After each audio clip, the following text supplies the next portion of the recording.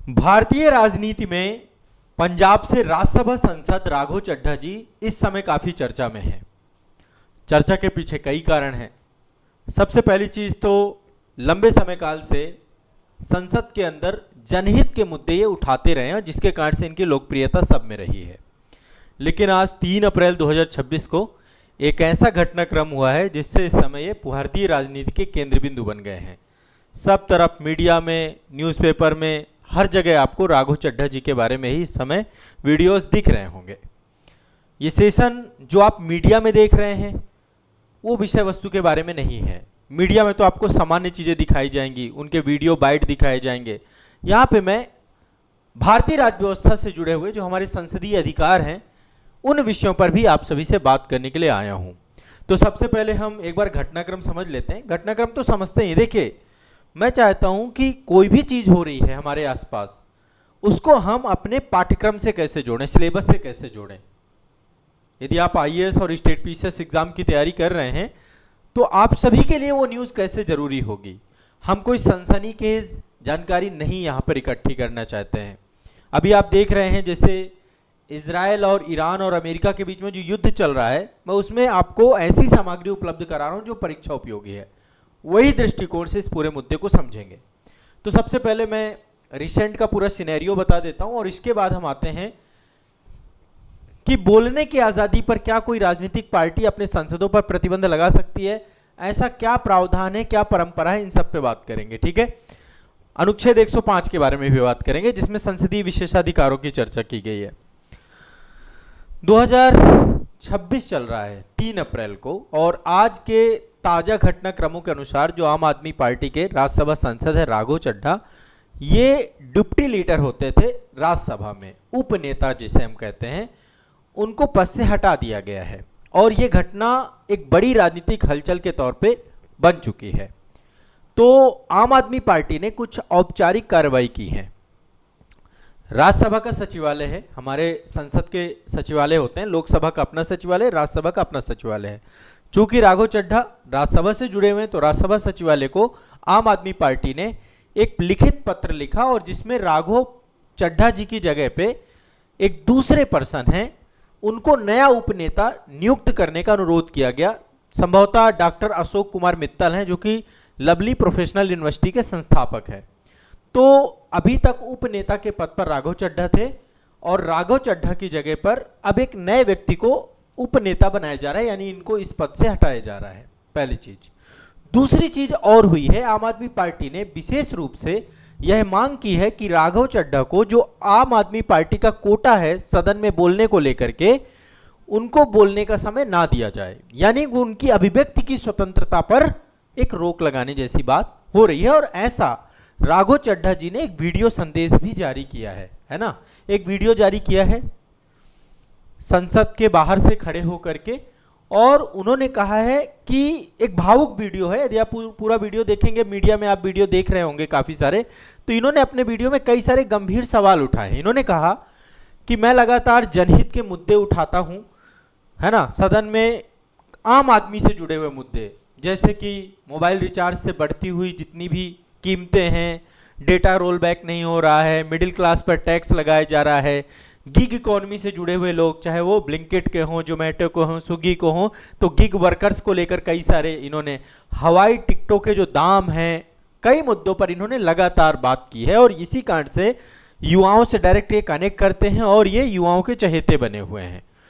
तो इन्होंने कहा कि क्या जनहित के मुद्दे उठाना अपराध है, जिसके कारण से मुझे राज्यसभा में बोलने का के लिए प्रतिबंधित किया जा रहा है, मुझे खामोश करने की कोशिश की जा रही है। साथ ही इन्होंने चुनौतीपूर्ण स्वर में यह बात कही कि मुझे खामोश करवाया गया है, मैं अभी हारा नहीं हूं, मेरी चुप्पी को हार ना समझें। एक इन्होंने जो है कड़ा संदेश दिया है, आम आदमी पार्टी का सीधा सीधा नाम लिया है। अब ये विवाद जो हुआ, कैसे आम आदमी पार्टी के राज्यसभा सांसद राघव चड्ढा को आम आदमी पार्टी ने अलग थलग सा कर दिया है, इसके पीछे कई सारे कारण हैं। यदि हम पिछले लंबे समय काल से एक एनालिसिस करें तो ऐसा देखने को मिल रहा है कि राघव चड्ढा, इसके बाद काउंटर बहुत सारे वीडियो बने हैं, जो आम आदमी पार्टी के लीडर हैं उन्होंने भी वीडियो बनाए हैं, तो उनके द्वारा ये लगातार इनके ऊपर आरोप लगाया जा रहा है कि पार्टी के जितने भी घटनाक्रम हैं, आम आदमी पार्टी से जुड़े हुए घटनाक्रम, खासकर अभी इस समय जो आम आदमी पार्टी के साथ हुआ है, चाहे अरविंद जो है केजरीवाल हैं जो पार्टी के अध्यक्ष हैं, वो जेल गए, मनीष सिसोदिया जेल गए, उनसे जुड़े हुए अदालती मामले बहुत सारे रहे। इन सभी मामलों पर राघव चड्ढा सार्वजनिक रूप से चुप थे। ठीक है, 2025 में दिल्ली में आम आदमी पार्टी पराजित हो जाने के बाद से राघव चड्ढा लगातार आम आदमी पार्टी से दूरी बना के रख रहे थे। केजरीवाल द्वारा आयोजित जितने भी सार्वजनिक कार्यक्रम होते थे उसमें अनुपस्थित रहते थे। तो पार्टी नेतृत्व को यह लग रहा है कि जो आम आदमी पार्टी का कोर एजेंडा है उसकी जगह पर राघव चड्ढा अपनी व्यक्तिगत छवि को बना रहे हैं। व्यापक नीतिगत मुद्दों की जगह वो सामान्य मुद्दों पर ध्यान दे रहे हैं, ऐसा आम आदमी पार्टी का एलिगेशन है। पहली बात तो ये समझिए बात को। अभी आम आदमी पार्टी ने नहीं कहा कि अशोक मित्तल जी उपनेता बनेंगे, उन्होंने कहा कि एक सांगठनिक फेरबदल है जो कि होता रहता है, अन्य नेताओं को जिम्मेदारी हम देना चाहते हैं। आतिशी जैसे वरिष्ठ नेताओं के बयानों से संकेत मिल रहा है कि राघव चड्ढा का हालिया रुख जो है पूरी तरीके से वो सहमत नहीं है। तो अभी अगला जो है उपनेता कौन होगा इस मुद्दे पे अभी कोई स्पष्ट बात नहीं है, जनरल ये चीज समझ लीजिए। अब बात यहां पर दो तीन मुद्दे यहां पर निकल के आते हैं। सबसे पहला मुद्दा, हटाए जाने के पीछे के जो अन्य और कारण हैं, जैसे कि एक कारण यह है कि पार्टी के जो मुख्य मुद्दे हैं, है ना, जैसे कि आमतौर पे आपको पता होगा जब अरविंद केजरीवाल जी की गिरफ्तारी हो रही थी उस समय ये पूरी तरीके से, पहले तो भारत में नहीं थे, लंदन में थे, और इनकी सक्रियता में कमी देखने को मिली। पार्टी की विचारधारा के बजाय व्यक्तिगत स्तर पर जनहित के मुद्दों को ये ज्यादा उठाते हैं। ज्यादा उठाना अच्छी बात भी है।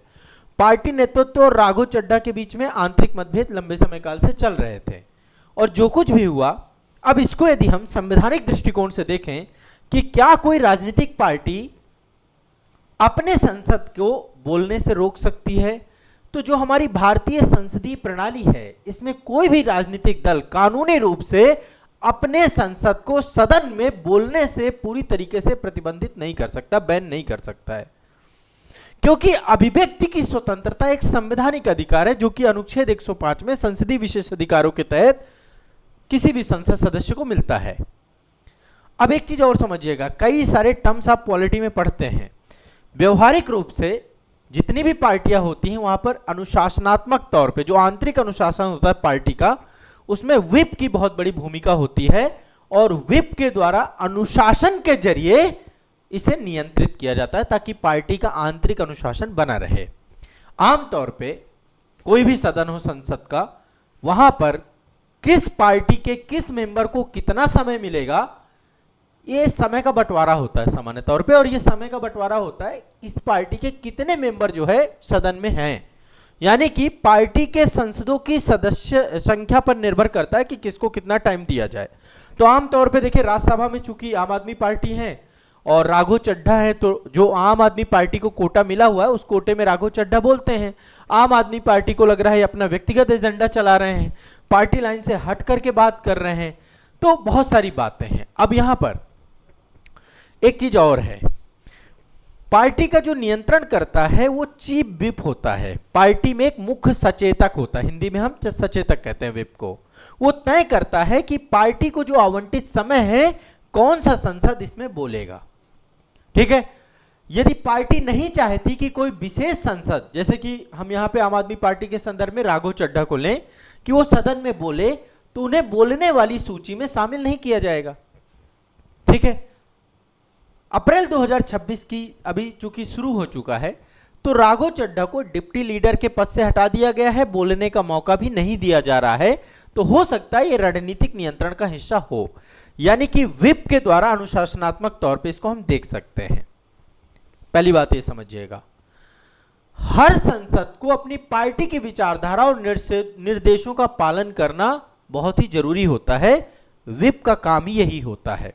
यदि कोई संसद अपनी पार्टी के निर्देशों के खिलाफ बोलता है या उसके खिलाफ जाकर वोट देता है तो पार्टी उसे निष्कासित भी कर सकती है। हालांकि पार्टी उसे सीधे संसद से नहीं हटा सकती है, लेकिन एंटी डिफेक्शन लॉ है आपका, जिसको हम दल बदल विरोधी कानून कहते हैं। 10वीं अनुसूची में पूरा का पूरा कानून है आपका। तो उसके तहत सदस्यता रद्द करने की प्रक्रिया होती है, पूरा प्रोसेस है उसका। ठीक है, इसको आप समझिएगा।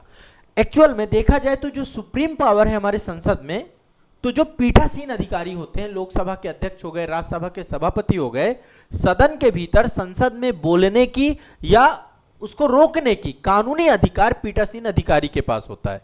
जो उस समय संसद सदस्य जो लोकसभा है, लोकसभा में अध्यक्ष हैं, उपाध्यक्ष है, या अन्य कोई सदस्य जो पीठासीन है उस समय, या राज्यसभा में सभापति है, उपसभापति, या अन्य कोई पीठासीन सदस्य है ना। आप देखते हैं कई बार माइक बंद कर दिया जाता है, तो ये सब पीठासीन अधिकारी के पास राइट होते हैं, बैठने का निर्देश कर दिया जाता है। कभी आप सदन को चलते हुए देखिएगा, असंसदीय भाषा का कोई उपयोग कर दे तो उनके भाषण को भी रिकॉर्ड से हटवा दिया जाता है कि भैया इनके भाषण को रिकॉर्ड में मत रखिए। नियमों के उल्लंघन पर भी सभापति संसद को निलंबित कर सकते हैं, सस्पेंड कर सकते हैं, उनके पास पावर है। और आपने देखा कि राघव चड्ढा को इस समय सस्पेंड कर दिया गया लोकसभा से, राज्यसभा से माफ कीजिएगा। तो कोई भी पार्टी हो, कोई भी राजनीतिक पार्टी हो, संसद का सीधे तौर पे मुंह नहीं बंद कर सकती, ऐसा कोई कानून नहीं है, लेकिन उसको अपने कोटे का समय देने से तो मना कर सकती है। और वही राघव चड्ढा जी के साथ हुआ इस समय। तो अगर संसद बिना पार्टी की अनुमति के बोलना चाहता है तो उसे सभापति के पास विशेष अनुमति। अब इनके पास एक ही चारा है कि यदि सदन में अपनी बात रखना चाहते हैं तो सभापति के पास इन्हें परमिशन लेनी पड़ेंगी, और ऐसा करना भी पार्टी के खिलाफ बगावत माना जाता है। इसके गंभीर परिणाम वही एंटी डिफेक्शन लॉ, दल बदल अधिनियम लागू हो जाता है। समझ रहे हैं मेरी बात को, है ना, चीजें समझ रहे हैं। अब थोड़ा सा आ जाते हैं राघव चड्ढा। इसमें मैंने आपको विप के बारे में बता दिया।